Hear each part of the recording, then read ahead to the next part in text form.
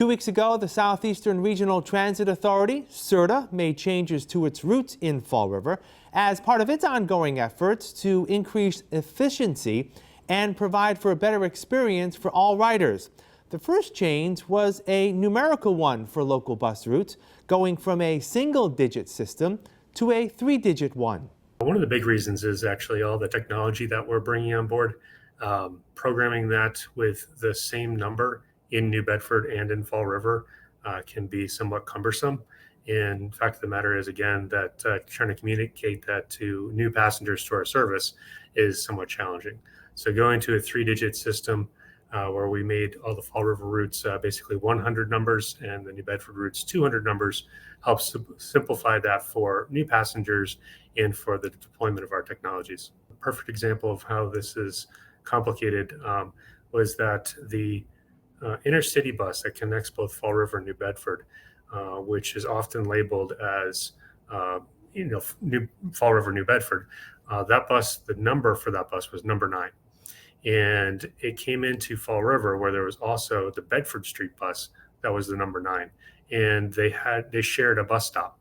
So when you see that on a bus stop sign, it becomes very clear and apparent that having some uniqueness to each of the city's routes is very important for communicating to our passengers where you're going.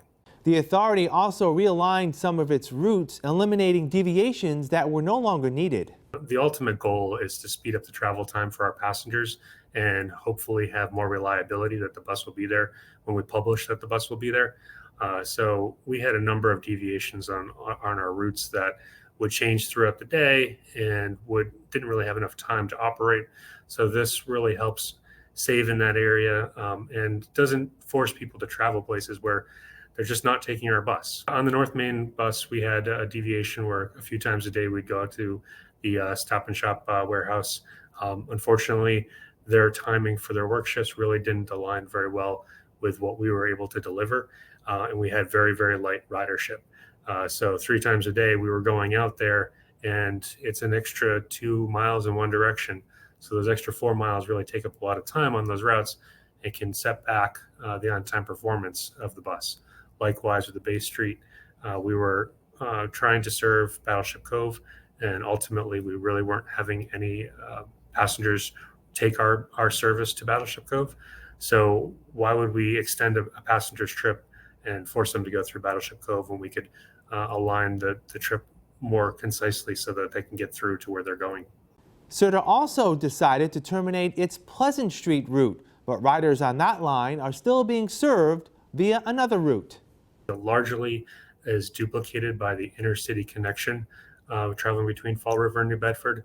The one aspect of that is not covered by the intercity service is connecting to Walmart. So while we did eliminate the Pleasant Street route that ran hourly, we shortened up the Rodman Street route, and that now runs every half hour where it used to run hourly as well. And that bus does connect through to Walmart. So people can still make those trips. It may be a little bit less convenient for those that live right on the Pleasant Street route, but we do have improved service on the Rodman Street to help make that connection to Walmart. The recent changes are just the beginning of what SRTA has in store to make its service more effective. The authority is exploring the possible elimination of some bus stops on selective routes. We've done the legwork on what that could look like.